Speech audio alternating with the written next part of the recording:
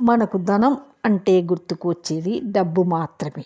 కానీ మానవత్వాన్ని పరిణింపజేసే, మనకు దివ్యత్వాన్ని అందించే 6 సంపదల గురించి తెలుసుకుందాం. జంతువులకు మనిషికి ఎన్నో వ్యత్యాసాలు ఉన్నాయి. ముఖ్యంగా మనిషికి గల ఆలోచనా శక్తి అమోఘమైంది. ఈ ఆలోచనా శక్తి అనేది మనిషిని జంతువుల నుండి వేరుగా చేస్తుంది. నిజానికి మనుషులకే కాకుండా పశుపక్షాదులకు కూడా మనసు అనేదే ఉంటుంది. అయితే ఈ మనస్సుకు ఉండే శక్తి పరిమితమే. అంతేకాదు, పశువుల మనసులో విపరీతమైన ధోరణులు ఉండవు. వాటి మనసు పశుత్వానికే లోబడి ఉంటుంది. పక్షులకు కూడా అంతే. అయితే ఎంతో ఉన్నతంగా ఆలోచించగలిగే మనిషి మాత్రం ఒక్కోసారి అమానుషంగా ప్రవర్తిస్తాడు. నీతి నియమాలను మర్చిపోతాడు. దుర్మార్గునిగా మారిపోతాడు. ఇందుకు కారణం మనిషికి తన మనసుపై ఆధిపత్యం లేకపోవడమే. అంటే మనిషి తన మనసును అదుపులో ఉంచుకోలేకపోవడం వల్లనే ఎన్నో అనర్థాలు జరుగుతూ ఉంటాయి. అందుకే మన మనసును ఎప్పటికప్పుడు సంస్కరించుకుంటూ ఉండాలని మన పురాణాలు, ఇతిహాసాలు ఎన్నో విధాలుగా బోధించాయి.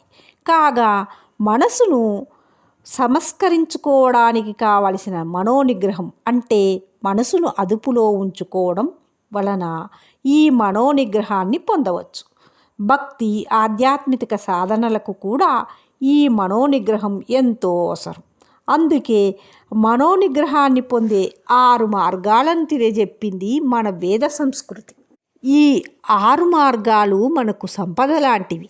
అవి శమము, దమము, ఉపరతము, తితిక్ష, శ్రద్ధ, సమాధానము అనేవే ఈ 6 సంపదలు.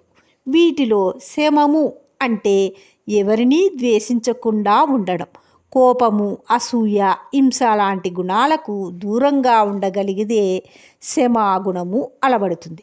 ఇక దమము అంటే మాటల ద్వారా కానీ చేతల ద్వారా కానీ ఎవరికి ఇబ్బందిని కలిగించకుండా ఉండటం. ఇతరులు ఏం చేస్తే మనకు బాధ కలుగుతుందో దాన్ని మనం ఇతరులకు చేయకుండా ఉండగలగాలి. మూడవదైన ఉపరతము అంటే ఊరటను కలిగి ఉండటం. సర్దుకుపోయే గుణాన్ని అలవర్చుకోవడం వలన ఊరట కలుగుతుంది. దీని వలన మానసిక ఒత్తిడికి కూడా దూరంగా ఉండవచ్చు. ఇకపోతే తితిక్ష అంటే ఓర్పు కలిగి ఉండటం.